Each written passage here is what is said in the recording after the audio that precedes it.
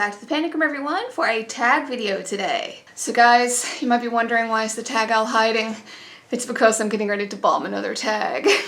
So today we are doing the Contradictions book tag, and I was tagged by the lovely Miss Silverscribe, so thank you. I'm doing this purely out of my love for Miss Silverscribe. If you guys don't know who she is, and you go give her a watch, she is the other side of the coin to Pax.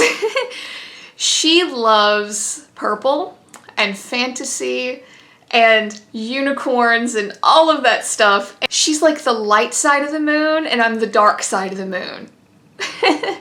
But she is incredibly sweet. She's incredibly sweet. She's always supporting my videos and I love her to pieces. She's like a shot of purple glitter directly into your veins. So, of course, I'm gonna do it because she tagged me and I like her.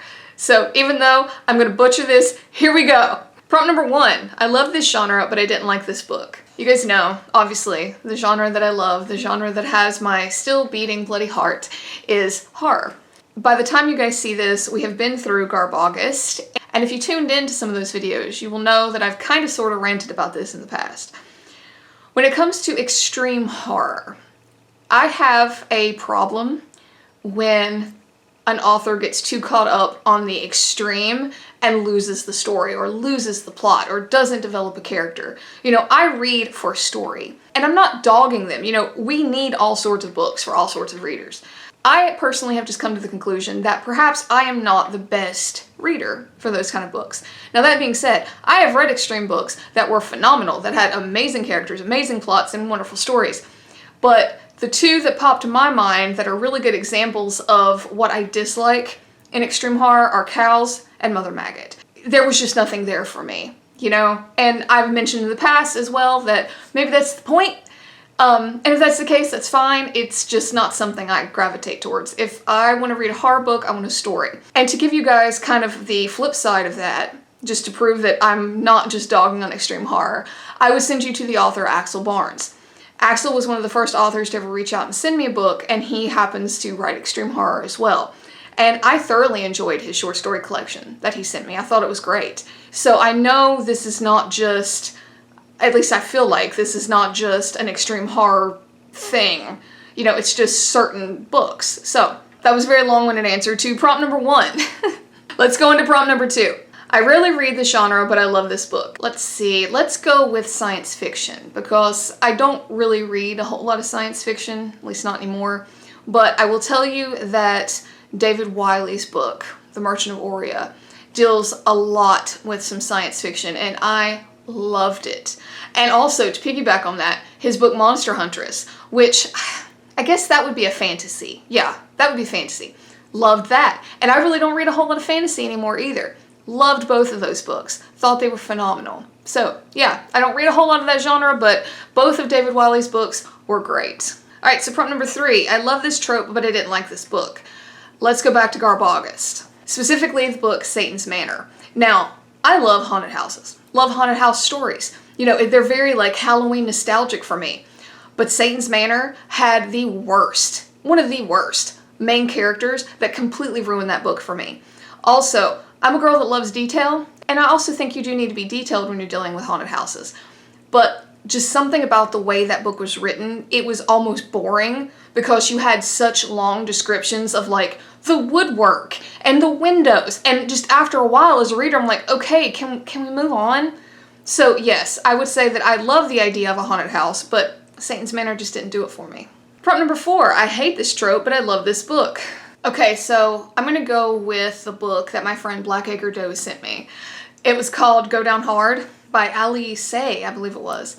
And I have a review on it, but it was kinda sorta, at least as close as I get, it kinda sorta deals with romance or dating. And I usually stay as far away from that as I can, but I really enjoyed that book. Specifically the date itself was a lot of fun. So yeah, Go Down Hard by Ali Say. I don't usually enjoy that trope, but I really liked that book. Okay, prompt number 5. I love this author, but I didn't like this book. Okay, see, here's where we're gonna hit a big problem, because I don't reread a bunch of the same authors.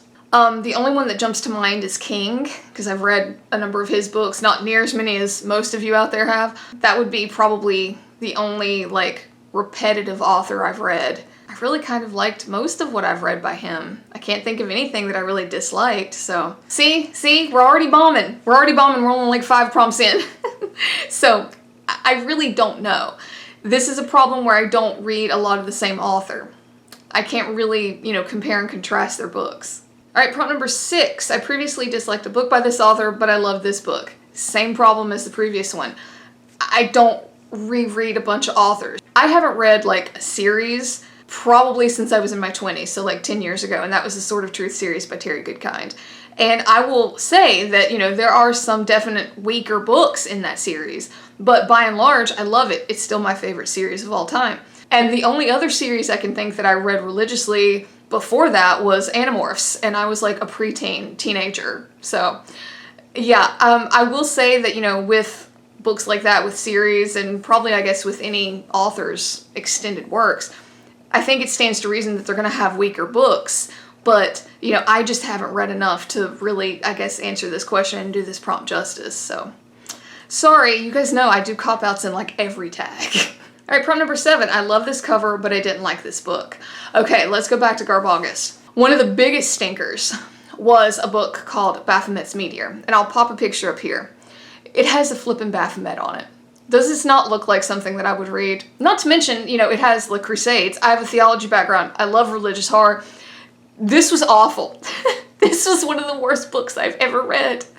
You'll have to check out that video if you want to know more, but yeah, loved the cover. Got sucked in by the cover. It's the whole reason I picked it. Terrible, terrible book. Prompt number 8. I don't like this cover, but I love this book. I don't know. All of the book covers that I really love, I also really like the book, so. And even the ones I didn't like the ones I mentioned from Garbaugust, they actually had pretty good covers, so. This makes like, what, the 3rd one that I haven't had an answer for? I told you guys I was gonna bomb this tag. Alright, and prompt number 9 is tag someone. No. If you want to do it, I guarantee you'll do a better job than I just did. So go for it. But guys, again, thank you for sticking around for yet another tag that I bombed. But as I always say, I will try. I will try. I love it when people tag me because the very idea that they thought of me just makes my heart sing. So yeah, I will always try, even if I do bomb it all to hell, which I did today. So thank you for hanging out for the madness. And thank you, my dear Silver Scribe. Thank you so much for thinking of me. I know it took me a while to get this out, probably because I knew it was going to turn out this way, but yeah, thanks. And guys, if you like this, please hit like, hit subscribe. It would really help me out. And until next time, bye for now.